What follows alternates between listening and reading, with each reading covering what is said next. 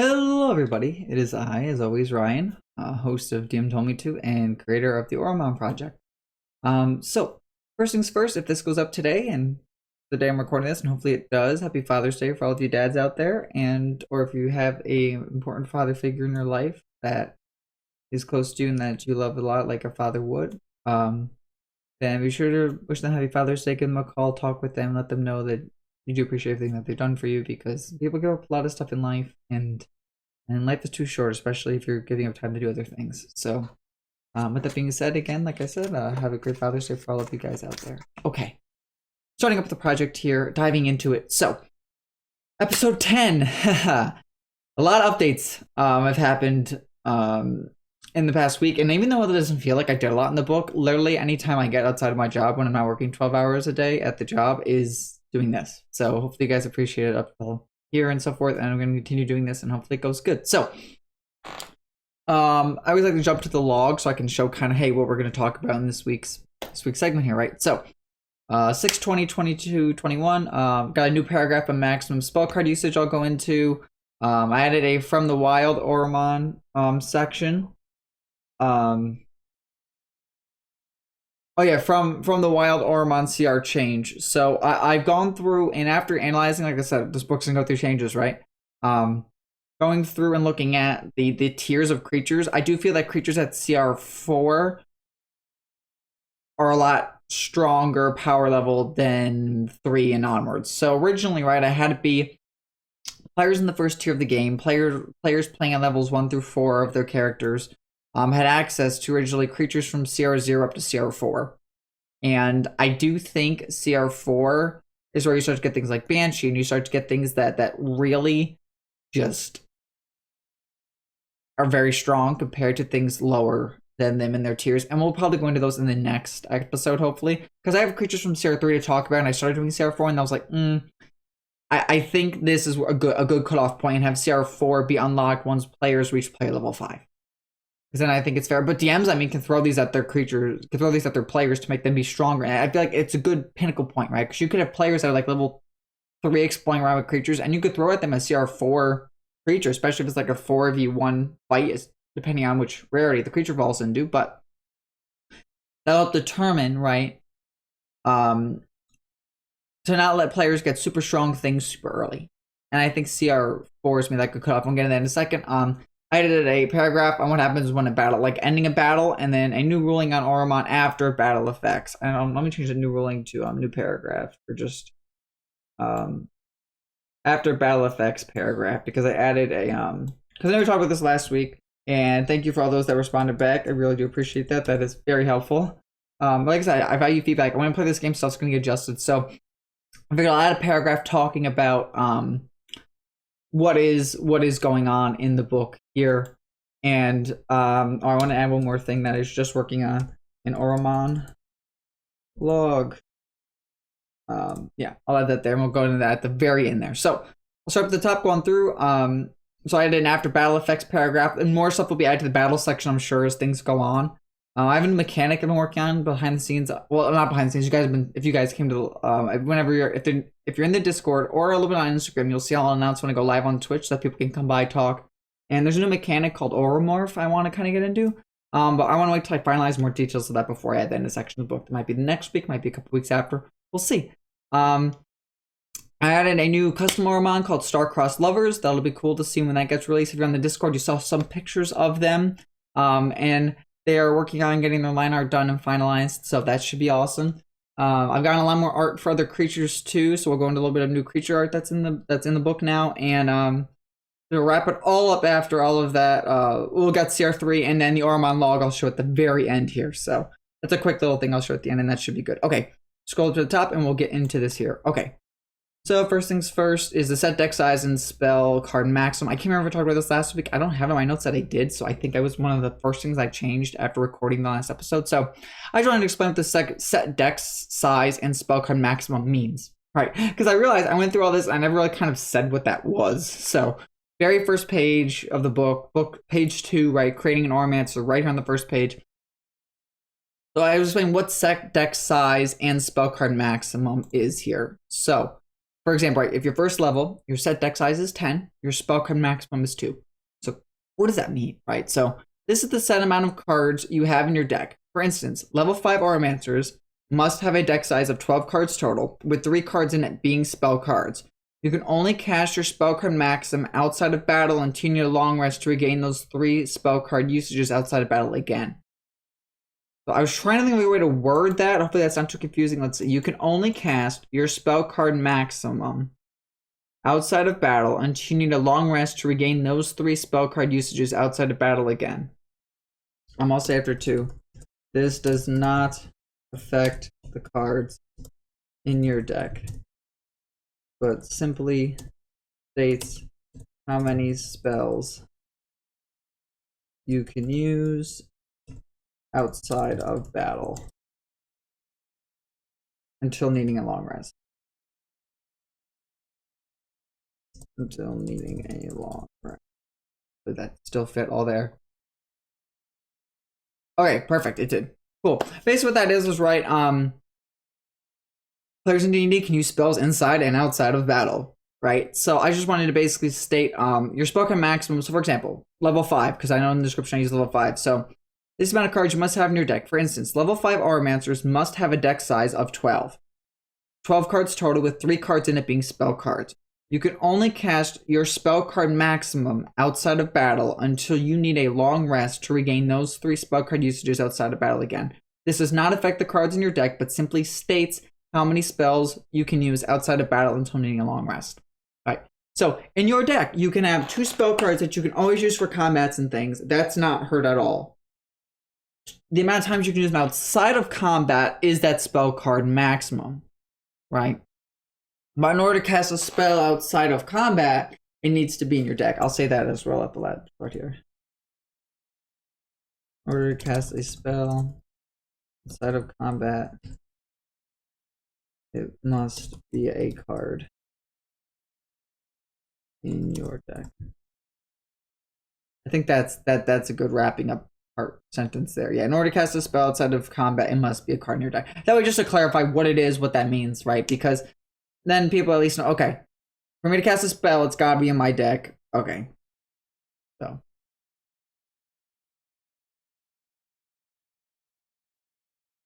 Enhanced backgrounds, all that's the same. Okay, so we talk about the set deck size, spell card maximum. Now from the wild Auromon CR change, I'll just show that quick. Let me see if I get that down here. We throw the class paths. Okay, so from the wild, simply I upped it from first level play, right? So first level play, your Auromon you can get and have access to are from levels CR 0 to 3. That is a lot of creatures, people, so that is fine. And then I just upped it, so now it's 0 to 3. Instead of being 0 to 4 and 5 to 10, it's now 0 to 3 and 4 to 10. So that 4 to 10 is the next benchmark, and who knows, if 10 or maybe even 8 is super strong compared to everything else in that tier, in that like range of creatures, then I might up that. I don't know. But for now, since I've only gone through the first creatures in the book of 0 to 3, which that's where the most amount of creatures are, is usually in the first part of the book here. That's where the divide is. So, yep. There's the change there. Okay, so we got into battles here. Ending a battle. So the battle ends for an Auromancer when a player's Auro disc runs out of Auro through losing 2 Auromon in battle. Bosses can break the only losing 2 Auromon rule under DM discretion. Lose an Auromon, it must run out of health and be knocked down in battle and sent to the graveyard. If an enemy releases an Auromon, players will gain half the XP instead of full. If a card was sent to Purgatory, it must immediately be replaced with another card from your binder. If your key card is in Purgatory, you must replace the card, but you will not get a new key card until you visit a guild hall or complete a long rest to get it back from Purgatory. You will not, once I get the new key card back until you visit a guild hall or complete a long rest to get it back from Purgatory. Until you visit a guild hall, parentheses, or a place with an elite Auromancer, right? Because that's basically what you're doing at a guild hall. You're with somebody that's an elite Auromancer. Because we talked about being an elite Auromancer as one of the tiers here is being an elite Auromancer and then those people are able to switch out your deck and things like that. Let's see, where was it? It was before each. It was before each of the tiers. Master of the Aura, right? With the say Master of commanding the Aura, you basically mythical single creature attacks cannot be summoned unless you okay. So for key cards, right? While at Guildhall are a safe place to long rest within Elite Auramancer. So basically that's how that you switch out your key card and things. So yep. So for clarity's sake, then I probably should change the tier of Master of the Aura, but I should make one of the tiers here be Elite Auramancer, right? So that players know, okay, I can then switch out stuff on my own. I think I called it something else, and I'll go into that after the episode, so that we're not wasting time here. Okay, I got a lot I gotta go into here. So, that was the ending of a battle. Let's go into Auramancer after battle. So, after battle is complete, Auromon will regain all of their health, and unless a condition affects an Auromon for longer than 24 hours, it is cured of that condition. In addition, they regain all spell slots until they are once. In addition, they regain all spell slots unless they are once per day abilities and spells, in which case they have to wait until the next day to regain them. Once per day abilities. I'm gonna say once per day abilities, or once per day spells, just to clarify things. In which case they'll have to wait until the next day to regain them. Obviously, I just want to make sure that this is pretty clear, right? So. For example, Dryad can only cast once per day spells, so she'll have to wait till the next day to regain those. But if any creature that you're summoning has spell slots, it'll be able to use it. It's basically like your creature is fully healed after every fight. And this way it avoids and avoids the use of you needing to go to a Pokemon Center, right? If you were to do Pokemon D&D, for example, or players always had to worry about going to a Pokemon Center. And as a DM, you're like, okay, I have to worry now about them always having to go heal things, and that is something not the case with this game, right? If something gets knocked out, if it runs out of life points, it pulls back health right after the fight, and it can be resummoned, which is nice, right? And that way it avoids the use of needing to do that. Which it gets rid of a little bit of the fear, but you as the player is still always affected by things, so something to look out for. So, okay. Next on my list is, right, after battle, ending a battle, and Star Crossed Lovers. I just want to show that off quick. So we're going to go through all the spells we finished, and I talked about last time how I removed a bunch of spells with the names.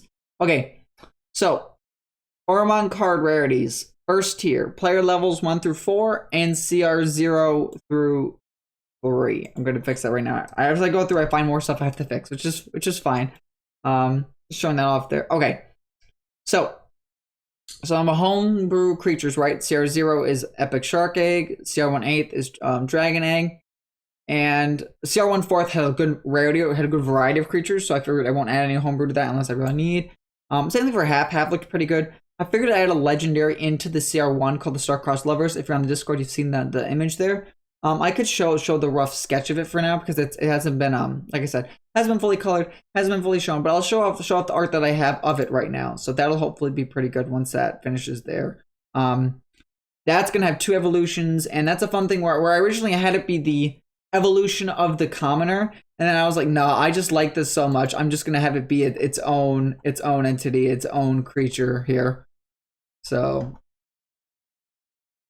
I can get that there. And that was a while back when I've been finding so much stuff the past weeks, guys, of stuff I can use, and from artists reaching out saying, hey, do you want to put this in your book? I was like, yeah, I would love to. So let's see if I can get that here. So here is the original picture for the Star Crossed Lovers there. So I'm just showing this off here. So they're going to be a mechanic where they will start as basically what it is you summon the creature card, and this is what the card art's gonna look like basically for the first form. And what happens is you roll a die, and it's your choice of a player what die you want to roll. Evens, you summon one, odds, you summon the other one, and once that one gets knocked out in a combat, then the other one comes out. So either if it's say below their names there, if it's Roland or if it's Joyce there, then that will determine what one of the 2 you will summon in a combat. So I think that's pretty cool. Basically what these guys' lore is going to be is Their two souls met one day in passing, and when a princess visited a small town and locked eyes with a farmer boy, they gave each other an item to remember the other before they had to say goodbye, not knowing if they would ever meet again. So, what's pretty cool about this is like the idea of like if one gets knocked out, then the other one comes out. So basically, what this card is, and this is a new mechanic, right? This is two creatures in this one card. So you have to knock both of them out to fully get rid of the card. And that's why it and its legendary card, and that's why it's legendary, because it breaks that rule for CR1, and then its evolutions are just going to be even more crazier. Plan to not to spoil too much about them, but their evolutions, their second form will have you summon both of them, and they both will fight for you at the same time. So you will basically be able to give out 2 actions a turn. You'll be able to give, as your action, you can command each of them to do one thing on their stat blocks. So it's a very interesting creature mechanic and card, and that's why I kind of like that. It's like, hey, there's one card summons 2. And they'll have a mechanic too where if one of them gets knocked out and the other one is still pretty healthy, that one can give up part of their health to bring the other one back.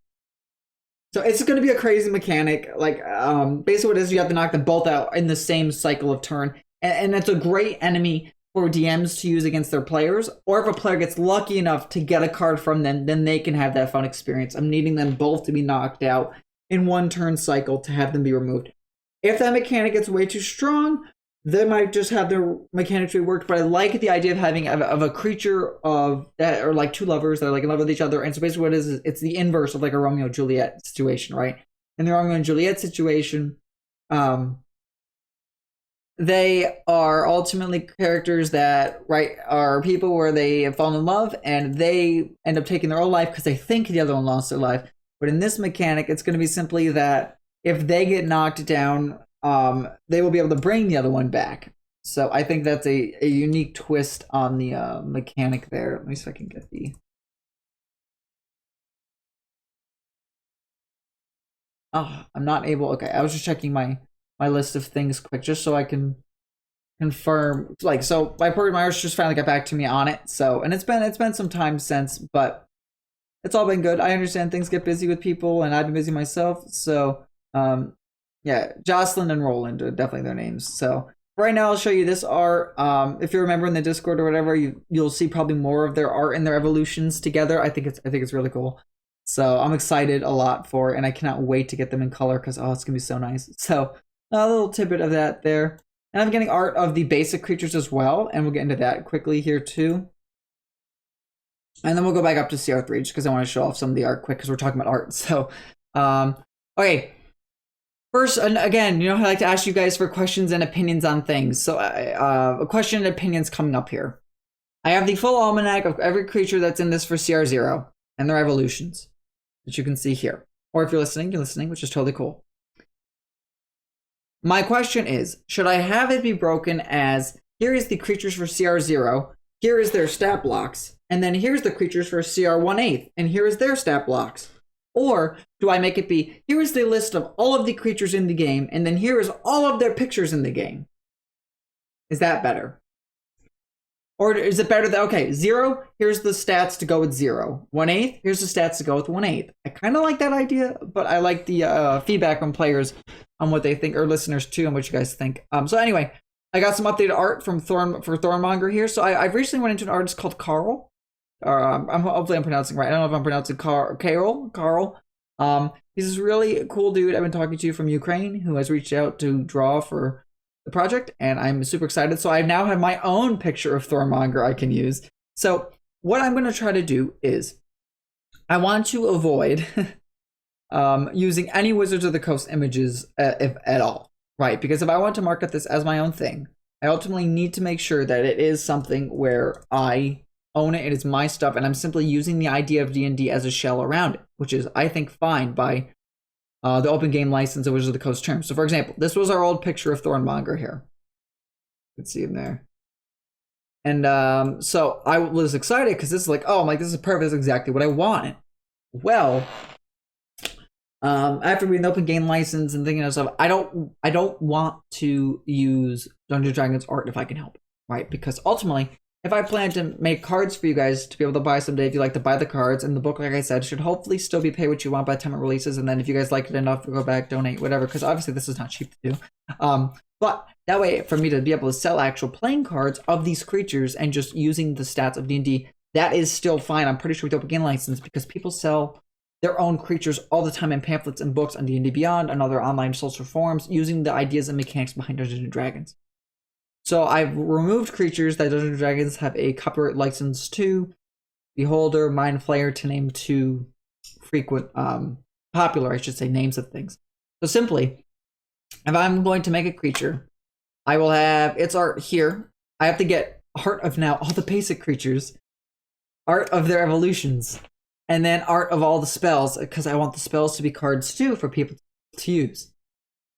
This is not a cheap project, so like I said, if you get a few dollars every month and you're like, hey, I have $3 extra or whatever, I'll just donate $1 to the paycheck on the Patreon. That will go so far, believe me. And I'm keeping tally up above if you see the next Auromon purchase. So even if people come in on the Patreon, I'll update up there as well so people can see where we're at for the. And that way you guys can see that all of your support has gone to doing an art purchase of specifically art for this project. So that's up there. If you're watching, you can check that out, see where we're at. Otherwise, the Patreon links are always down below in the descriptions for things, whether if you're on YouTube, listening on Podbean, listening on Spotify, iTunes, Stitcher, Castbox, wherever you guys are. I see you guys. Amazon Audible. I've noticed that recently as being a cool thing that people have been listening to on. Anyway, here's a picture of Thornmonger. I'm excited for it, so I might have this be on the cover art too. But, I mean, look at this guy. This is a Thornmonger, even I think better. And I would send I'd send Carl this picture for reference. And then tell him what I want. And he was able to adapt this so much into this picture. And I love it. Because, like, look at this creature, man. So it has the thorn skin. It has its spike vine ability. It has the rake. Like, look at those hands. It's so cool. And now I should have almost enough card art to get a full sheet of cards ready to send to my guy to print. So I can actually, instead of holding these paper cards, have a full 9 nice printed cards I can show you guys eventually in some video of some sort, probably on the Instagram. For those that are on the Instagram, you guys will probably see that first. And I'll share it to the Reddit and things like that. There's a Reddit too for this called Auromon. That's also down below if you want to check that out. And update pictures there, update pictures on Discord. I send stuff everywhere. There's not like one clear place I send things. I try to send them across multiple things if I can. But anyway, so here's the new update of Thornmonger. I love him. Look at him. He's so cool. Imagine summoning this guy out to fight with you. He's like a Groot. And I have Awakened Shrub that you'll see someday as well. And was it Awakened? My first order that I got from Carl was Awakened Shrub, Thornmonger, oh, and Frog. For the basic Frog. Because I have the Frog evolution all down and I wanted to get the Frog done. So it's coming along pretty good. Okay. Enough of that talking. Let's get into some CR3 creature stuff, right? Let's get into some of the creatures that we know and love in D&D and where they fall. So, and why. I'm going to spam that over there. Get CR3 up here. Okay. So, a lot of creatures in CR3 that were kind of iconic, I kind of thought were a little underwhelming compared to some of the other creatures of this tier. So, to show you what I mean, we've all heard of Doppelganger, and it's such a incredible creature for role-playing aspects, right? So, I'll read you Doppelganger here. Doppelganger, AC of 14, hit points of 52, condition it's immune to charm, everything else is just kind of dark vision, past perception, etc. But its abilities, it can use its action to polymorph into a small or medium humanoid it has seen, or back into its true form. Its statistics, other than its size, are the same in each form. Any equipment it is wearing or carrying is not transformed. It reverts to its true form if it dies. Doppelganger has advantage on attack rolls against any creature it has surprised. Surprise attack. If the Doppelganger surprises a creature, hits it with an attack, during the first round of combat, the target takes an extra 10 damage from the attack. Doppelganger makes 2 melee attacks. Slam, which gets a +6 to hit, which is actually, if you look at its stats up above, somehow it gets a +6 to hit, which is surprising considering it only has a +0 to its strength. But yet again, Slam is physically slamming into something, which is pretty interesting. Anyway, hits for 7 damage. So on average, hits for 14 damage. Okay. Or it can magically read the surface thoughts of one creature within 60 feet of it. The effect can penetrate barriers, but 3 feet of wood, dirt, etc. Basically, while target's in range, it can continue reading its thoughts as long as its concentration isn't broken. While reading the target's mind, the Doppelganger has advantage on wisdom or insight and charisma, deception, intimidation, persuasion checks against the target. Basically, for roleplay, this is such a cool creature, right? Because as DMs, you could have, like, I was thinking as an idea for DMs, this is a fun little nugget of like something cool to use for your games at home is you could have like perhaps two twins be Oromancers, right? And they're taking like the duel scene by storm. They're trouncing players, are doing things. And then what happens is one of your players start to fight it, and one of maybe your players' attacks is an AoE Dragon Breath attack that hits the enemy player, right? If that does that, and then all of a sudden they lose their concentration, the doppelganger can no longer concentrate on that, and all of a sudden reverts back to another thing, and everybody's shocked or something, right? Like that could be such a cool pinnacle moment in a story to learn. They're not twins. This is one dude and a doppelganger he just befriended out in the wild that's now a duelist. What? And maybe the doppelganger, all of a sudden now his creatures you see are other doppelgangers that he's been summoning, or slimes and oozes that have transformed, or were-rats or something, and you realize, okay, this is not a normal dude summoning creatures. This is a doppelganger summoning were-tigers and were-rats to fight for him. What is going on here? And then that one player who's fighting him is like taken back, like, what is happening?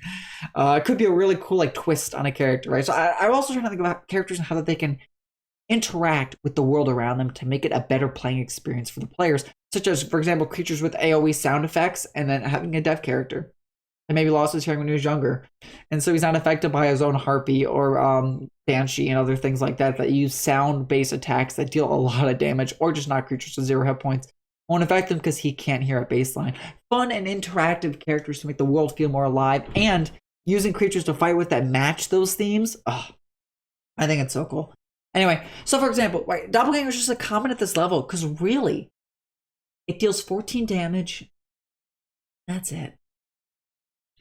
Yes, it polymorphs into a creature, which gives it additional hit points, but otherwise it just hits for 14. And if it gets a surprise attack because people don't expect it to, okay, it has an extra 10 damage. So the first turn, yes. On average, that's 34 damage the first turn. Or 24 damage the first turn, I'm sorry. But after that, it's really just 14. With a slam attack, that's a bludgeoning of a 1d6 plus 4. And at this point in the game at CR3, we're on like the top, we are at the top tier for the first player character creatures to play with, right? So while this is an amazing roleplay element, alas, it just doesn't hold up to the tier of being that higher level creature. So that's just an example of something that's like a common, right, in this tier. Or I think Killer Whale, I was on the fence with some of them, but ultimately like they didn't really hold up to par. So if I was to show off another one here, like is Manticore? Yeah, Manticore's here. Okay. AC of 14, hit points of 68. Like we're getting into some pretty high health creatures, but CR4 is where things get to like 90, and I was like, and have a good AC. So I was like, I think that's going to be the cutoff because that is just way too much health for what I think. So for example, Manticore, AC of 14, hit points of 68. Manticore has 24 tail spikes. Use spikes regrow when the Manticore finishes a long rest. Make 3 attacks. 1 with its bite, 2 with its claws, or 3 with its tail spikes. If it does a tail spike, we'll just use that for reference. That's 21 damage. That's it. No poison, no paralysis, no like toxic spikes. But that leaves room for me to make an evolution of the Manticore that could dip into those elements. Be pretty cool, right? So maybe make like a toxic Manticore as its evolution or something. Could be really cool. So like I said, I got a lot of ideas for things. I just need to get the ball rolling and lay out these creatures, and then I can devote to finishing making all the stat blocks. And then I guess the question is, now that I have CR0, have all that stuff done, should I start to work on the evolution stat blocks for creatures? I have the art going on behind the scenes, and Carl is an amazing artist who's been getting me the art pretty readily. Like every 4 or 5 days, I submit him like 4 or 5 drawings I want done, and he has got them done. Like this morning, I sent him something. What's today? Today is Sunday. I sent him something, I think it was Friday, of my requests, and he got like all 4 or 5 of them already done with their rough drawings and filled in with color, not finalized with shading or anything. But I'm like, oh my gosh, that's awesome, you know? So example of uncommon, right? Comparing common to uncommon. Let's go to the Bearded Devil, because Bearded Devil, okay. Side note, Bearded Devil, I was not sure on where I wanted to put things. I just realized I don't have Basilisk anywhere on this. I also work on this while I'm at work, and so I sometimes lose the ability to do, it doesn't save my progress. So yeah, I want to make Basilisk a legendary because yeah, for reasons I thought it was already. but I don't see it anywhere on my list, and that's quite surprising that I missed it because I've been pretty good. I'm trying to be good about it, but I just noticed it, so I'm glad I caught it. All right, so we'll go into Basilisk. I know I've used Basilisk in games, so that's why I was like, I know this thing for its tier compared to other things here is a legendary. Believe me. All right, Bearded Devil. Talk about Bearded Devil for the uncommon tier here. AC 13, hit points of 52, pretty decent, speed of 30 feet. It resists cold, bludgeoning, piercing, and slashing from non-magical attacks that aren't silvered. Already half the damage from there. Immune to fire and poison, a ghoul's best friend. Devil's Sight, it doesn't impede the devil's dark vision. So in addition to having resistances to those, immunity to fire and poison, it has magic resistance, which gives it advantage on saving throws against spells and other magical effects. So already its resistances are pretty nice. That's why it's already kind of an uncommon. And then its attack makes 2 attacks, one with its beard and one with its glaive. Its beard is reach +5 to hit, hits for 6 piercing on average. Target makes a DC 12 con saving throw or be poisoned for a minute. While poisoned this way, the target cannot regain hit points. Target can repeat the saving throw at the end of each of its turn, ending the effect on itself on a success. Well, it just shuts off Celestials. Yep. It's pretty strong. And then what is Glaive? Glaive is interesting too. That's why it's also an uncommon. And I wasn't sure when maybe an uncommon or rare, but Glaive, right? +5 to hit, reaches for 10 feet. Hits one target for 8 slashing damage. If the target is a creature other than an undead or construct, it must succeed on DC 12 saving throw or lose 1d10 hit points at the start of each of its turns due to an infernal wound. Each time the devil hits the wounded target with this attack, the damage dealt by the wound increases by a d10. Any creature can take an action to staunch the wound with a successful DC 12 medicine check. The wound also closes if the target receives magical healing. So, if they're poisoned, they can't regain hit points. So they can't be magically healed. First off. Unless they break the poison effect, obviously. And of course, any creature can basically skip its turn or take an action to try to make a medicine check with wisdom. And not many creatures, like we talked about, have a high wisdom. For example, the devil itself has a +0 to wisdom. So having to make a wisdom check of 12 means you probably need some modifier to be above average there, right? And if you don't do it and you get affected by the glaive a second time, which is a con saving throw to get affected by that. If you get affected by that twice, then at the start of every turn, you're taking 2d10. As the wound is getting deeper and deeper. Don't do it again. At the start of your turn, take 3d10 damage. That just happens.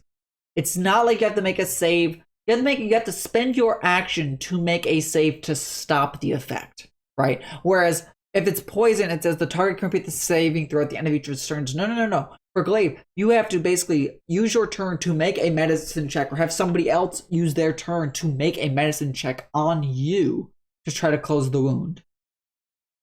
You see how good that is, right? That's like damage that's just happening until you stop it or you get magically healed. But if you're poisoned, then you can't be magically healed until you make the check successfully to break the poison. And you see why this thing is like, okay, this thing has weight to it, right? It has resistances, protection, some immunities, interesting abilities. So that's why it's an uncommon. I was like, I want to make it be a rare, but I think everything else here that's a rare is just better than it, surprisingly. And I know that's a lot of stuff. Hellhound is a common guy. I made him an uncommon. I want to see why I did that for a second here too. Hellhound. AC of 15, hit points of 45. It's immune to fire. Advantage on wisdom perception checks that rely on here. Oh, that's why. Pack tactics. Yep. I remember for the creatures of CR like 1/8 and 0, where it's like, oh, pack tactics, the way to go. Right now, pack tactics basically makes you be an uncommon compared to the other guys, right? So, Hound has advantage on an attack roll against a creature if at least one of the Hound's allies is within 5 feet of the creature and the ally isn't incapacitated. Actions. Fight. +5 to hit, reach at 5 feet. Hits one target for 7 piercing damage plus 7 fire damage. So 14 damage in one attack roll compared to a creature that has to hit twice for that 14. One attack roll with a +5 for 14 is around that same par, right? It's just you don't have to risk benefits and risk, right? You don't have to risk not hitting with that second attack, but that second attack could also be a crit. Anyway, also has Fire Breath. Fire Breath in a 50-foot cone. Each creature in the area must make a DC 12 dex saving throw, taking 21 fire damage on a failed save for half as much on a successful one. This thing kind of reminds me of a dragon with his breath attack, right? But its AC is only 15. Kind of reminds me of the dragon, but it can't fly. It's not but remember, His attack rolls on against creatures if at least one of the hound's allies within 5 feet of that. So technically that 14 damage could become 28 depending on if you roll well on that crit. If somebody's next to the other thing fighting it, which DMs, if you throw like 5 hellhounds at the enemy team of 3 players, those hounds are all getting advantage and stuff. 15-foot fire cone, man. Pretty strong stuff. So that's why I thought it was an uncommon, right? Because that compared to Doppelganger, who hits for 14 damage, and that's really it with Slam. It has good role-playing elements, but not very good combat elements. Kind of why it's, you know, lesser tier. And we'll talk about one last one, just Yeti. I think it's a good one to talk about for uncommons. D&D 5e Yeti here. Okay. AC of 12, hit points of 51. I was about to make this an uncommon. This is like a bottom tier uncommon, I want to say too. It's immune to cold. Fear of fire. If the takes fire damage, it has disadvantage on attack rolls and ability checks. And fire is a, I don't want to say a common, but as opposed to all the other magical stuff, fire and poison early game seems pretty prevalent in a lot of creatures. So that kind of hurts him when he's on uncommon. Advantage on stealth checks if he's in the snow. But his attacks. So multi-attack. The Yeti can use its chilling gaze and makes 2 claw attacks. What is chilling or what is claw attacks? Do that first. +6.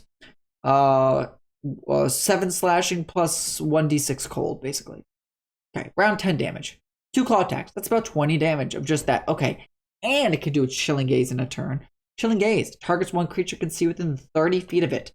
If the target can see the Yeti, the target must succeed on a DC 13 con saving throw against the magic or takes 3d6 cold damage and then be paralyzed for 1 minute unless it's immune to cold damage. Target can complete the saving throw at the end of each of its turns, ending the effect on itself on a success. If the target's saving throw is successful, or if the effect ends on it, the target is immune to chilling gaze of all Yetis, but not abominable Yetis for 1 hour. So, you make the save once, you're immune to the effect for 1 hour. But if you fail, you are paralyzed for 1 minute, and you complete the save throw at the end of each of its turns. And we talked about how good Paralyze is. Paralyze is an effect where a paralyzed creature is incapacitated and cannot move or speak. The creature automatically fails strength and dexterity saving throws. Attack rolls against the creatures have advantage. Any attack that hits the creature is a critical hit if the attacker is within 5 feet. So, you fail that once, that's a full cycle of everybody wailing on you, hitting you. And it doesn't say the Yeti has to do claw or chilling gaze first, right? So, it could chilling gaze you first. You could fail. And then, oh, yeah, my claw attacks are crits now because I'm within 5 feet. Yep. So you see why that's an uncommon, right? Pretty darn good. All right, going to some of the rares. Blue Dragon and Gold Dragon Wormling. The only dragon that's not going to be in the first segment of the game is unfortunately Red Dragon Wormling, because I think these level 4 creatures here are just so much hit points, so much AC. Right, it's a different ball game compared to the other creatures here, where it's like Wisp, yeah, had 19, but 19 AC. But its attack was semi-weak and its hit points were really weak too. So it was like, you know, it was a great blocker, but damage-wise. Meanwhile, those things there had good AC and have pretty decent HP, close to around 100. So I was like, yeah, I think that's a good cutoff. To not. So anyway, Green Hag is a rare. AC of 17. Basically, all these rares and ups are going to have pretty high ACs and really good abilities. So Green Hag, right? AC is 17. Already pretty good. I'm not going to make that be an uncommon. I'll make it be a rare. And the Green Hag speaks Draconic, which I thought was a really interesting thing to note. Hit points of 82. Has Dancing Lights, Minor Illusion, Vicious Mockery. The Hag can mimic animals, sounds, and human voices. All that fun stuff. Okay. She can Claw, which is a +6 to hit, and deals 13 slashing damage. She also has Illusory Appearance. So, yeah, I literally think I just made the Hag be a rare because she had 17 AC and 82 HP. She has a lot of defense, right? Considering the thing that had like, 15 AC and 45 health. This thing has 17 AC and 82 hit points. That is a lot of hit points when you talk about first level characters and things, right? So, I mean, as far as attacks, Minor Illusion, Dancing Lights, and Vicious Mockery. I mean, Vicious Mockery Just mockery here. Vicious Mockery says, unleash a string of insults with subtle enhancements at a creature you can see within range of the target can hear you. Must succeed on a wisdom saving throw or take 1d4 psychic and have disadvantage on the next attack rolls it makes before the end of its next turn. So being able to impose disadvantage on people is pretty good. I mean, they have to make a wisdom check, right? But like we talked about, wisdom saves aren't the highest things, so it's pretty good. Otherwise, it hits for about 13 with its slashing. Damage-wise, it's not really there. I'm actually kind of tempted now to move Green Hag despite having 17 AC down. It's just she doesn't and she doesn't do a lot. She really doesn't compared to some of these other things. You know what we're talking? I'm gonna move Green Hag down to an uncommon. It'll be one of the only ones that'll have a high AC, but it doesn't. We talked about this before, right? It hits, but it's just not. It's just not what it's not that good. Really not.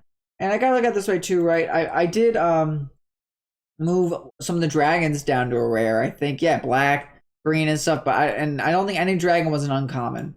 So I guess Green Hag will be the highest AC thing that's an uncommon, just because her attacks are really lackluster. She gets a +6 to hit, which is great, but she only 2d8 +4 is not. 13 slashing damage, and then illusionary appearance basically says she can look like another creature unless somebody makes a check and touches her, then she loses it. Oh, she also can go invisible if she's concentrating. So she does get surprise attack, which does grant her advantage on her next attack, but she only attacks once, so she gets advantage for 13 damage. It doesn't seem that good. Or at least I think she's on par with the Hellhound, right? The Hellhound gets advantage for pack tactics. She gets advantage if she's invisible with a surprise attack. Yes, she has high AC, and yes, she has a high hit points. But a lot of these things are now going to be resisting damage because it's not a magic attack. It's just claw, slashing, 13. But just dealing 13 regular slashing damage to some of these things is just not gonna be par. And now the epics are more than the rares. So if there's an epic, I'll have to slide down. Potentially Hobgoblin Captain. I might move it down to a rare just to help it equal out the balance here. Let's see. So the other rares, right? Black Dragon or blue and gold, right? Blue is basically the same as the other dragons. AC 17, hit points of 52. Bite, it deals 8 plus 3 is lightning, and it has a breath attack which deals 23 lightning or 40-10. And makes a DC 12 dexterity saving. Regular lightning on a or half as taking 22 lightning damage on a failed save or half as much on a success. So the interesting idea with magic attacks, right? And this is a good point to bring up for people that don't know or are just tuning in, and if so, this is your first one. Unlike melee attacks in D&D, right? Magic attacks have saves, and even if you save, you still take half. So that is some sort of damage reduction. Meanwhile, the attacker has to reach that AC to actually break through to hit you for damage. So, by at least making the save and check, the dragon with the 17 AC is always dealing hit points, right? Where with the hag, she has to beat the enemy AC, and certain things have pretty high AC. She has to beat the AC to even deal the slashing damage. Where this thing, at least it does a breath attack, and it deals an AoE damage, which is a little more than the Hellhound because it has 17 AC, which makes it better than the Hellhound, right? But otherwise, it's just a rare because it doesn't really do much besides when it doesn't recharge its lightning breath, it only hits for about 11 damage. That's it. It's light, piercing and lightning, so it gets that elemental damage in there too for some creatures that are resistant to it. But yeah, otherwise it's not really there as far as damage, and that's why it's only a rare. That is why it is only a rare. But ultimately, I think this is better than the hag because it's elemental damage compared to the hag's just regular slashing. Gold, I'm pretty sure it's the same as blue. 17 AC, 60 hit points. The gold had 2 breath attacks. Bite, which is just piercing. But it's 2 breath attacks. Fire breath and weakening breath. Fire breath is just the 22 AoE elemental damage. Check of 13 instead of 12 for dex, but things have pretty decent dex. Weakening breath. 15-foot cone. Each creature in the area must succeed on DC 13 strength saving throw or has disadvantage on strength-based attack rolls, strength checks, and strength saving throws for 1 minute. A creature can repeat the saving throw at the end of each of its turns, ending the effect on itself on a success. So this thing could be pretty interesting when combined with a creature that grapples something, right? Because if the enemy has to make a strength or athletics or some sort of physical check to break out of a grapple, now he breathes on them and now they can't do that because they're weakened, right? So that's why he's also rare. And he's a little better than his blue guy, but ultimately they're around the same because, okay, many people have disadvantage on strength-based attack rolls or checks, but it really isn't like enough to have enough. Like, it doesn't deal damage, right? So it's just for 1 minute, and a creature can repeat the saving throw at the end of each of its turns, ending the effect on success. So it's not even permanent, right? So, all right. And the last one being veteran. AC is 17 with a splint and 58 hit points. I made it a rare because of that, and veteran makes 2 longsword attacks. If it has a short sword drawn, it can also make a short sword attack. So let's assume best case scenario, right? It makes its 2 long swords and a short sword. So that is 7 plus 7, which is 14. 14 plus the short sword is an additional 6, so that's about 20 damage.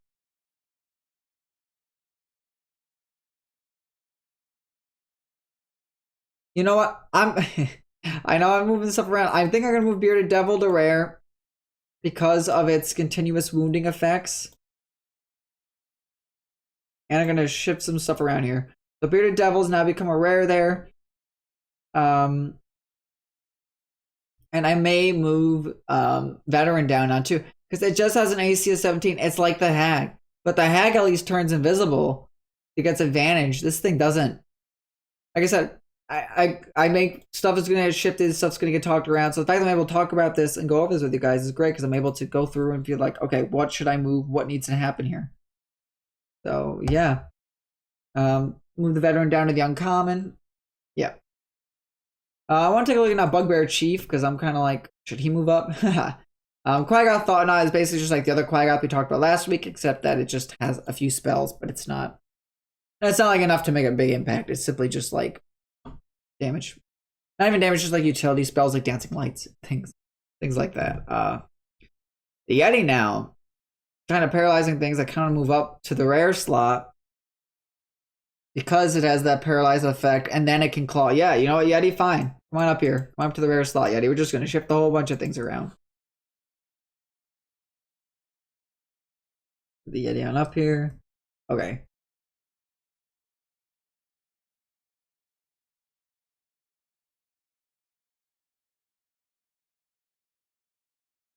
Yeah, so we got the Yeti now in the rare. We got the uncommons there. Okay. Looking good. If I can move one epic down, that'd be nice too. All right. Let's look at the epics here. All right. Epic being a Hobgoblin Captain. So I gotta look that guy up because I think he was somebody I had to look up special. Hobgoblin Captain. Indy 5e. Okay. So AC of 17, which is pretty good. Once per turn, the Hobgoblin can deal an extra 10 damage to 3d6 to a creature it hits with a weapon attack if that creature within 5 feet of the ally of the Hobgoblin that isn't incapacitated. So basically, instead of Pack Tactics where it gets advantage, it just deals extra damage, which is pretty good from a power standpoint. And it makes 2 greatsword attacks. So if either of them hit and an ally's within 5 feet, they deal an extra 10 damage, an extra 3d6. So once per turn, right? So greatsword. Attack plus 4 hits for 9 damage. Javelin can hit for 5 damage, but Greatsword hits twice. So really, 9 times 2 is 18. If either of those hit and an ally's within 5 feet, that's actually, instead of 18 damage, 28 damage. And on top of that, it has a leadership ability, which says, recharges after a short or long rest for 1 minute. The Hobgoblin can utter a special command or warning whenever a non-hostile creature that it can see within 30 feet of it makes an attack roll or saving throw.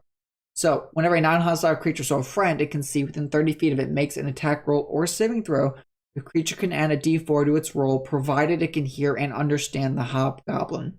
The creature can benefit from only 1 leadership die at a time. The effect ends if the Hobgoblin is incapacitated. So I said abilities or spells, right? So technically every fight, this Hobgoblin For 1 minute, it can utter a special command or warning whenever a non-hostile creature it can see within 30 feet of it makes an attack roll or a saving throw, and they can add a d4 to its roll. That's so good, provided it can hear and understand the Haga. That means you can break through ACs with attack rolls, or you can potentially beat saving throws thanks to this guy. That's why he's an epic, because he does all that, and he helps the team. It's pretty good, and it can deal up to 28 damage a turn at baseline. Very nice. So that's why he's there, because of the special leadership speaking that it can just use every fight it needs. Okay, next being the mummy. Talk about the mummy here. Mummy, I mean, if you know anything about mummies, probably not a surprise that it's here, but AC of 11, hit points 58. It's vulnerable to fire, obviously it's made of paper, but it resists bludgeoning, piercing, slashing for non-magical attacks. It's immune to necrotic and poison. It can't be charmed, exhausted, frightened, paralyzed, poisoned, etc. Okay, Mummy can use its actions. It can use its dreadful glare and makes one attack with its rotting fist. We'll have a rotting fist first. +5 to hit. If it hits, they take 10 or 2d6 bludgeoning, plus 3d6 or 10 necrotic damage. Targets a creature and must succeed on DC 12 con saving throw or be cursed with mummy rot. The cursed target can't regain hit points, and its hit point maximum decreases by 10 for every 24 hours that elapse. The curse reduces the target's hit points to 0, the target dies, and its body turns to dust. The curse lasts until removed by the remove curse spell or other magic. So, at the end of a fight, it'll be healed, but the cursed target can't regain hit points, and its maximum hit points decrease by 10 for every 24 hours that elapse. Actually, this goes beyond 24 hours, so the creature will not be healed of this. If you get hit by a mummy, that is bad. You'll take 10 bludgeoning plus 10 necrotic, and that's pretty bad. It's 20 damage at base, which is one attack, and that's not even. And it can keep dealing you 10 after every fight, and it can do dreadful glare. Target one creature can see within 60 feet of it. Target can see the mummy and must succeed on DC 11 Wisdom saving throw against the magic, or it becomes frightened until the end of the mummy's next turn. The target fails the saving throw by 5 or more. It's also paralyzed for the same duration. Target that succeeds on the saving throw is immune to dreadful glare of all mummies, but not mummy lords for the next 24 hours.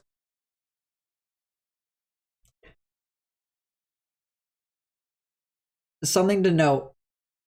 Okay, so it'll remain paralyzed until the end of the mummy's next turn if it fails by 5 or more on a wisdom, and not many things have wisdom, guys, or they usually just get a +0 at a higher level. Not many things have like a +3 or anything to wisdom, so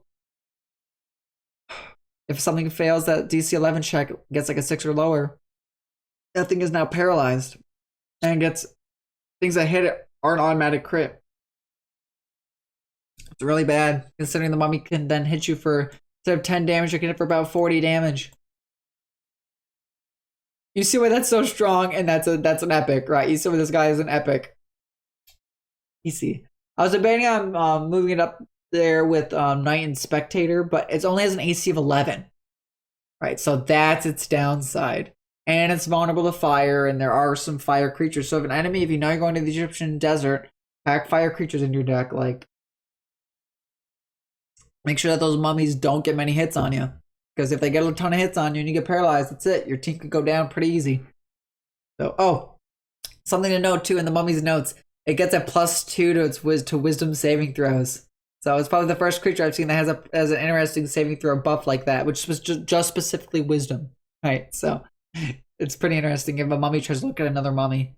So, but it targets a creature, so it's not like an AoE look. It's just like targets one creature. So, but that's still pretty dangerous, right? So, all right, Water Weird and then Werewolf. We'll go into that quick. So, we're going Water Weird. Okay, this is basically like a water elemental looking creature. Look at my screen, you can see the D&D picture of a Water Weird. Pretty interesting looking dude. AC of 13, hit points of 58, swimming speed of 60 feet. Resists fire, bludgeoning, piercing, and slashing from non-magical attacks. It is immune to poison. It cannot be exhausted, grappled, paralyzed, poisoned, prone, restrained, and unconscious, which a lot of things like to do is grapple you, paralyze you, or poison you, or knock you prone. So it's immune to all that. The Water Weird is invisible while fully immersed in water. Water bound. The Water Weird dies if it leaves the water to which it's bound to, or if the water is destroyed. So you have a player that can like create and destroy water as an ability of a moveset that the creature has, or if they're packing the spell, well, they're pretty good. What does the water weird do attack wise? Well, it's a +5 to hit. Reach for 10 feet on one creature. Hits for 13 bludgeoning damage. Target is medium or smaller. It is grappled with an escape DC of 13. Hold 5 feet towards the water weird until the grapple ends. The target is restrained. And the kicker is, the water weird tries to drown it, and the water weird cannot constrict another target. So, it is going to try to restrain and drown your creature. So it was restrained. A restrained creature's speed becomes 0, and it can't benefit from any bonus to its speed. Attack rolls against the creature have advantage, and the creature's attack rolls have disadvantage. The creature has disadvantage on dexterity saving throws. So some strats is, right, a player summons a water weird, it grabs somebody, and then if a dragon breathes a breath attack, that thing's going to have disadvantage on its dex check to save it, and it'll just be affected. Meanwhile, the water weird is just, immune to poison. So literally, a player strat, right, you could have a water weird and a black dragon that deals poison damage. The water weird's immune to the poison, but the creature it's holding is now has disadvantage on the dex check for the breath attack, and we'll probably take that full breath attack. And that's a cool combo. And there's so many interesting combo and strats you could see for players or for tag team duelists and things. So hyped for this one you guys can start playing this now. Like I said, I have creatures 1 through 3 done. So I'm just working on evolutions and things for art and stuff, but you can go ahead. There's just no official art for the cards just yet, but it's a work in progress, and I think it's going pretty good. All right, werewolf quickly, right? Anything that's aware of something, we know will have the immunity to bludgeoning, piercing, slashing from non-magical attacks, and not made with silver weapons. So immune to bludgeoning, piercing, and slashing from non-magical attacks, not made with silver weapons. So that sea hag cannot touch this thing at all. At all. It's immune to bludgeoning, piercing, and slashing from non-magical attacks that are not made with silver.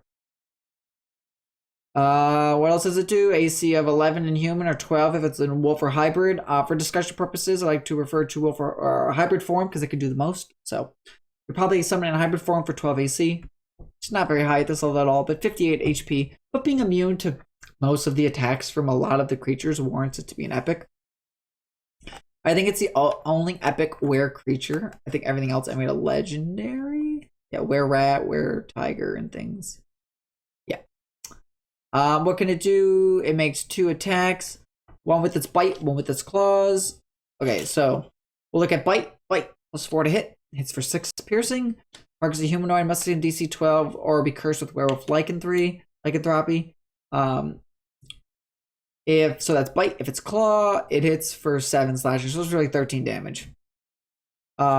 Yes, unlike the sea hag, which only again deals regular piercing slashing, this thing's immune to most types of creatures in the game. Now, things at this level are having magic attacks that will affect the werewolf, but ultimately those magic attacks have kind of recharge or spell slots. You can only do it so many times, unless a special ability or something else to do at a baseline attack, like the dragons have the bite, which the piercing is half, but the ice or the regular elemental damage isn't. Meanwhile, the werewolves here attacking you for 13.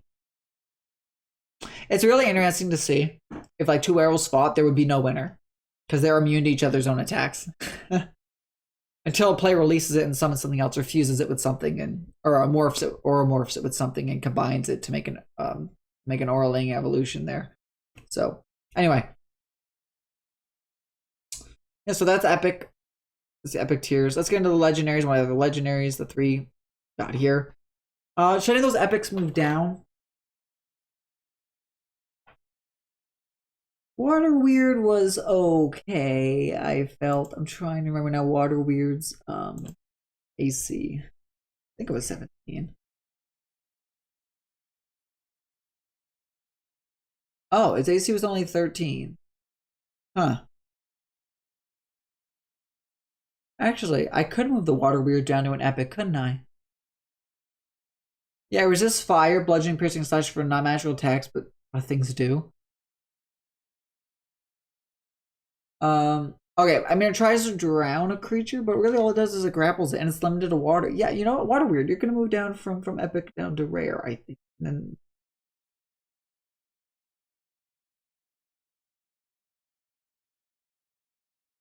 I think that's fair. Because, I mean, 58 hit points, yeah. But really, I should 1 bludgeoning attack for 13 damage, grappled, and then I'll try to drown if restrained. But D&D drowning rules, right? If you look at drowning rules, creature can hold its breath for a number of minutes equal to 1 plus its con modifier, minimum of 30 seconds. When a creature runs out of breath, it can survive for a number of rounds equal to its con modifier. So at the start of each its turn, it drops to 0 hit points and is dying. If that happens. So 1 plus its con mod, right? So, for example, if we go to the Basilisk, which is the first creature in Legendary we'll talk about, its con modifier is 2. So, creature can hold its breath for a number of minutes equal to 1 plus its con mod. So 1 plus 2 is 3. So 3 minutes. And a round of combat is 6 seconds. Or a full cycle is 6 seconds. So in that 6 seconds, times 10. 10 full rounds, that's a full minute of fighting. And then after that, times that by 3. So really it has to stay there for like 30 turns restrained to drown. Which is really sad to think, but that's still a lot. So once that water root's going down for sure. Anyway, Basilisk, Petrifying Gaze. If a creature starts its turn within 30 feet of the Basilisk and the two of them can see each other, the Basilisk can force the creature to make a DC 12 con saving throw if the Basilisk isn't incapacitated. On a failed save, the creature magically begins to turn to stone and is restrained. It must repeat the saving throw at the end of its next turn. On a success, the effect ends.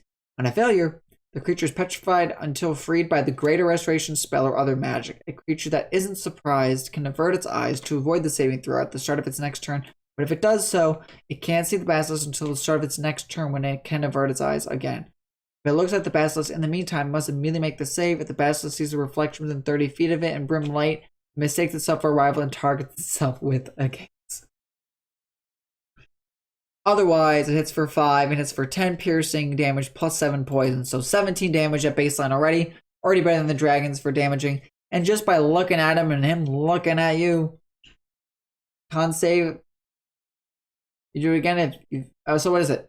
On a failed save, the creature magically begins to turn to stone and must repeat the saving throw at the end of its next turn. On a success, the effect ends. On a failure, the creature is petrified until freed by the Greater Restoration spell or other magic. So literally, it's not that the Basilisk has to have 2 turns. The Basilisk just does it if it starts its turn. And then at the end of your next, if you fail that DC 12 con save check twice, you are turned to stone. Creature isn't surprised, can avert its eyes. Yeah. No. It doesn't say you're even immune. No other facts are like, oh, if you beat it, you're immune for like 24 hours or you're just immune to it in general. You look at him. You make a check. You fail that, you start to turn to stone. You fail again, you are stone. So that's why obviously it's a legendary, because in 2 turns it's just in one cycle, right? It's like other things in one cycle. Not like the hag who makes 1 check, but he says, hey, make a con check for me. Oh, you failed it? All right, you're starting to turn to stone. Do it again at the end of your turn. Oh, you failed it? All right. Here's something. On a failed save, the creature magically begins to turn to stone and must repeat the saving throw at the end of its next turn. On a success, the effect ends. On a failure, the creature is petrified until freed by that. Okay. So on success, the effect ends. But it starts again for the Basilisk. It says, if a creature starts its turn within 30 feet of the Basilisk and the two can see each other. Oh. My apologies. It's on the creatures that's looking at its turn start. If a creature starts its turn within 30 feet of the Basilisk and the two of them can see each other, the Basilisk can force the creature to make a DC 12 con saving throw. On a fail, the creature magically begins to turn to stone and is restrained. It must repeat the saving throw at the end of its next turn. Okay. So, actually, maybe this thing should be an epic now that I think about it. So, the enemy, if any enemy looks at the Basilisk and it's looking at them, the start of their turn, because they want to run up and hit the Basilisk, so they're going to be looking at him. And if he happens to be looking at you, you make the check. If you fail the check, you begin to start to turn to stone. You must repeat the saving throw at the end of its next turn. So it gets basically 2 actions of doing things, and then if it fails those checks, then it fully turns to stone, and that's it. Okay, that makes sense to me then. Okay, got it. So it's actually 2 cycles. I thought it was like 1 turn or 1 cycle, but it is 2, right? Because starts its turn, looks at the basilisk, fails to save, starts to turn to stone. As it's turning to stone, it can then attack that turn, and it can attack the next turn.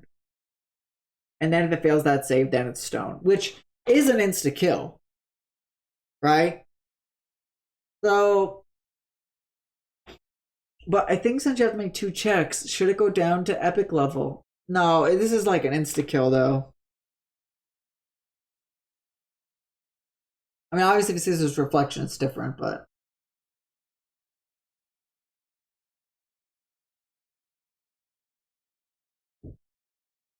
I don't know how did you hit the basilisk if you can't see. So you probably disadvantage if you're not looking at him too. So he poses disadvantage. All right. I'll leave him as legendary for now. Basilisk, you may move down. Knight, the next one to talk about here. Knight, best AC of the whole tier here. AC of 18, very strong. Hit points of 52, also very strong. Saving throws, +4 to con and +2 to wisdom. As a bonus on saving throws. Otherwise, you get no bonuses. Brave. Knight has advantage on saving throws against being frightened, which is pretty cool. Knight makes 2 melee attacks. Greatsword, it's for 10. Or heavy crossbow, it's for 5. So you probably do 2 greatsword, which is 20 damage. And he's got the leadership. So you know the hobgoblin ability? He has one too called leadership. For 1 minute, the knight can utter a special command or warning whenever a non-hostile creature that it can see within 30 feet of it makes an attack roll or saving throw. The creature has a d4 to its roll, provided it can hear and understand the knight. A creature can benefit from only 1 leadership die at a time.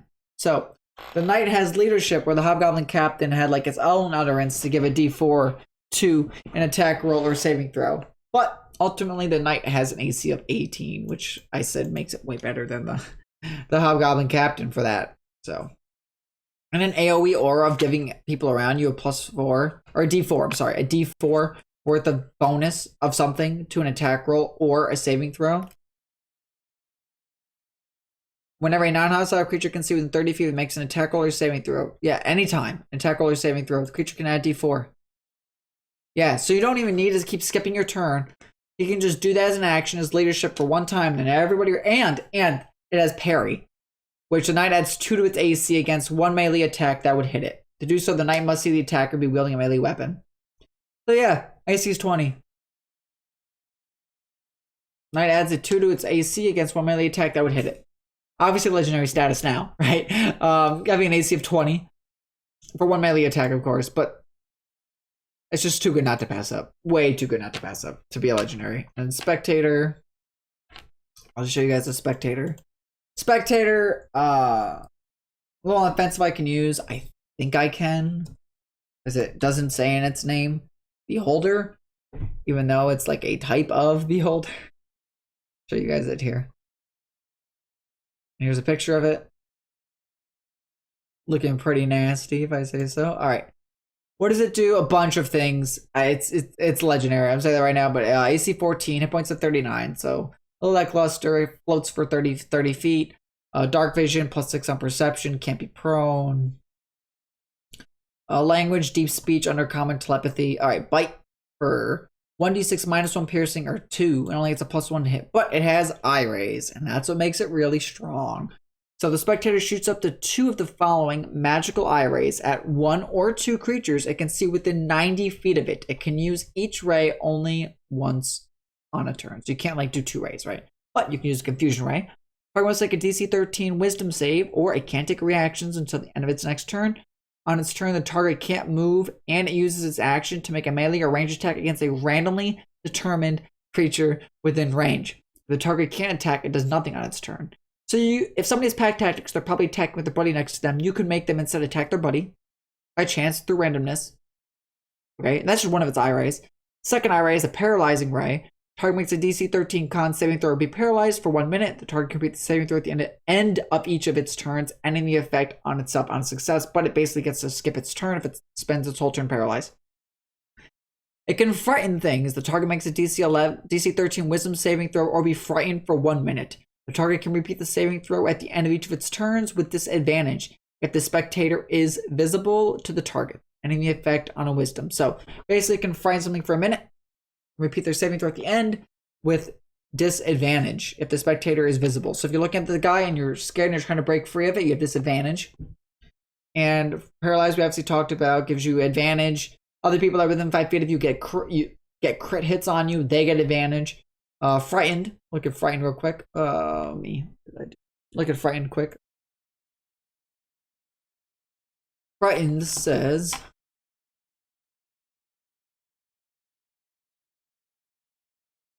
frightened creature has disadvantage on ability checks and attack rolls while the source of its fear is within line of sight. The creature can't willingly move closer towards the source of fear, but they can look away from it and then try to make a break of the frightened thing. They could do that. But there's one more, wounding ray. The target must make a DC 13 con saving throw, otherwise they take 3d10 or 16 necrotic damage on a failed save, or half as much damage on a successful one. And for some reason, create food and water. This isn't an eye-ray, it's just another ability called create food and water. The spectator magically creates enough food and water to sustain itself for 24 hours. And a reaction, spell reaction. If the spectator makes a successful saving throw against a spell or a spell attack misses, the spectator can choose another creature, including the spectator, it can see within 30 feet of it. The spell targets the chosen creature instead of the spectator. If the spell forced a saving throw, the chosen creature makes its own save.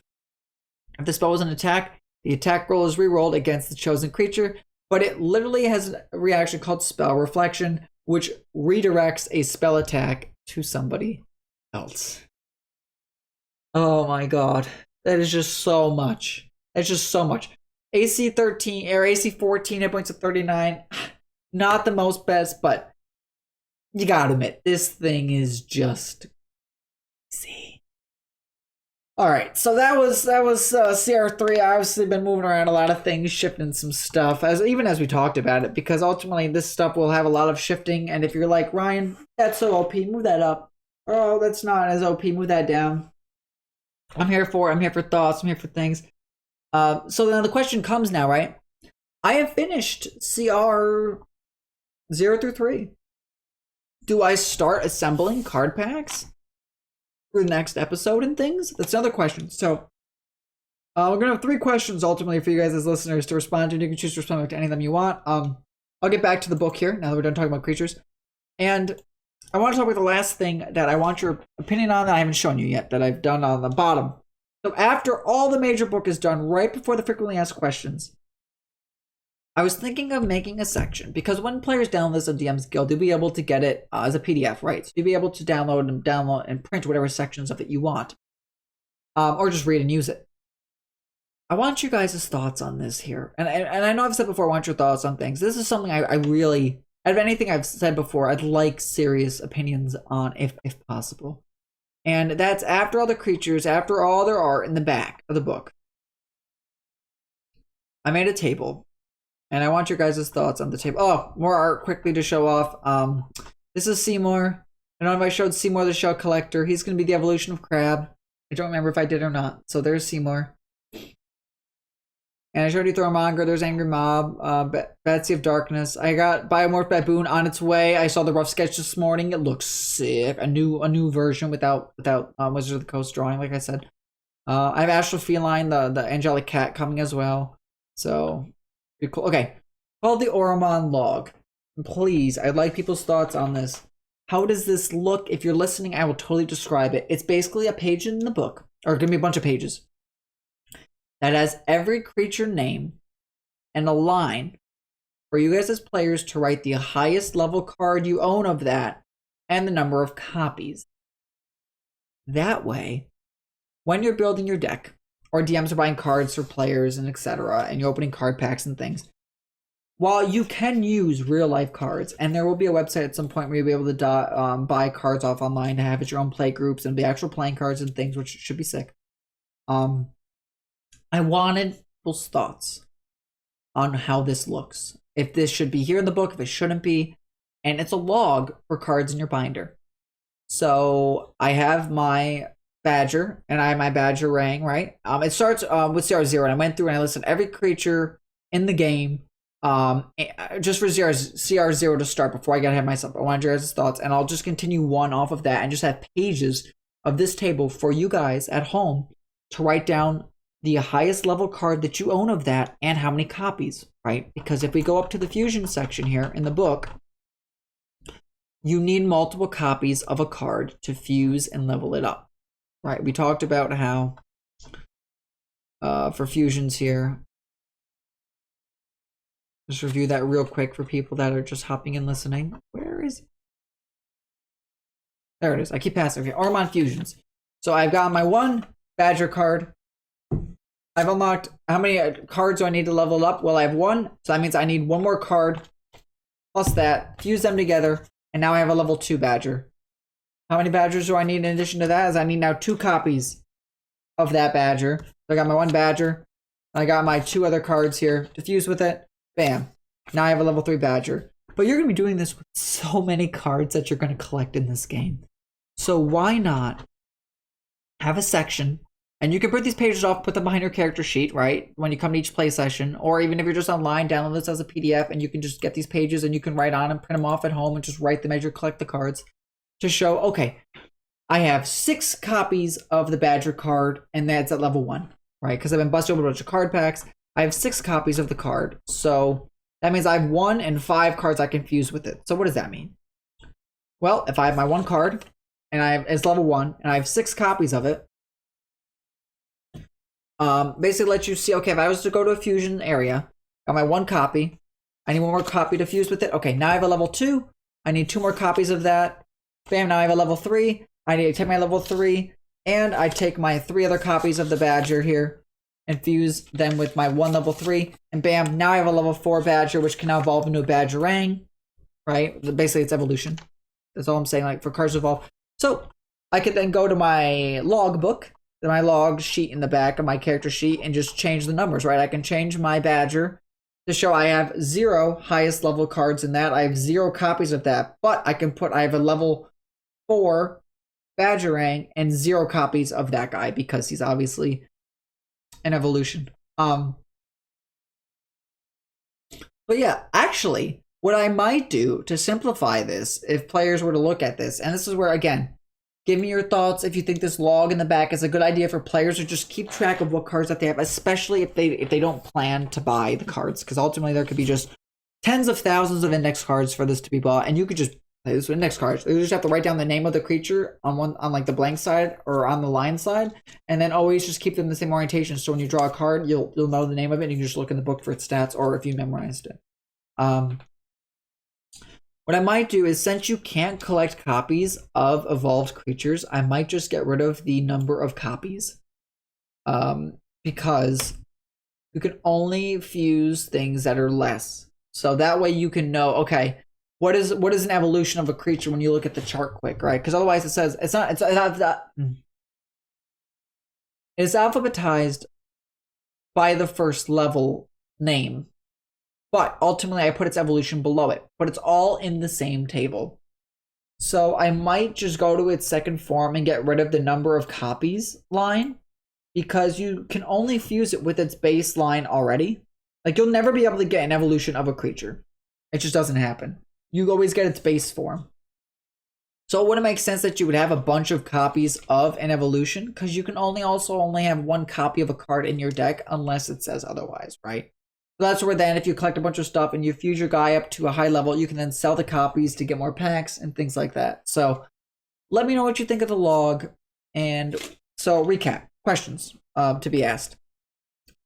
What is your thought on the log section of the book? Should I do it? Should there be a spot for players to write and keep track of, okay, what is the highest level card I have of this name and the number of copies I have of its base form?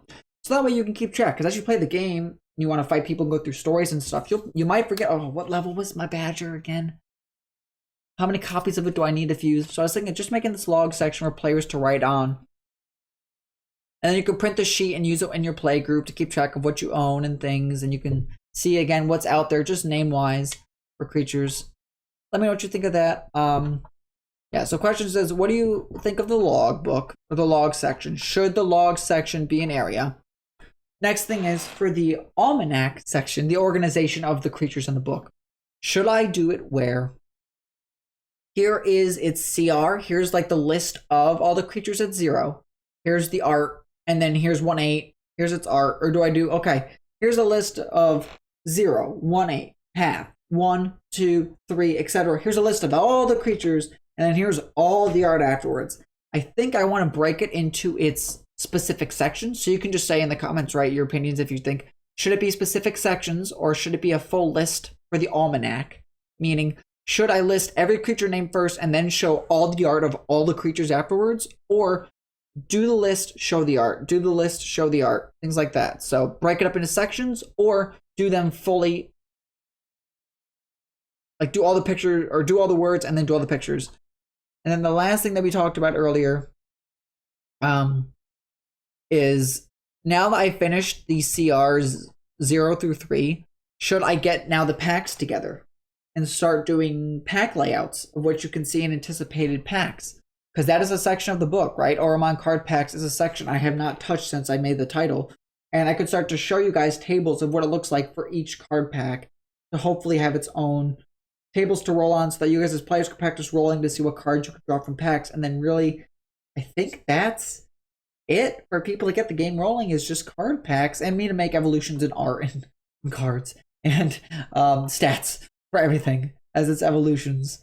So yeah, let me know your thoughts down below on those things. And with that being said, again, happy Father's Day. Be sure to talk or message the father figure in your life, let them know how appreciative of them you are, and hopefully at least just wish them happy Father's Day, even if you haven't talked to them in a while, because it can mean a lot to somebody, really. So with that being said, if it's daytime for you, have a good day. If it's nighttime for you, have a good night. And with that, I'll catch you guys all for the next one. Alrighty, see ya.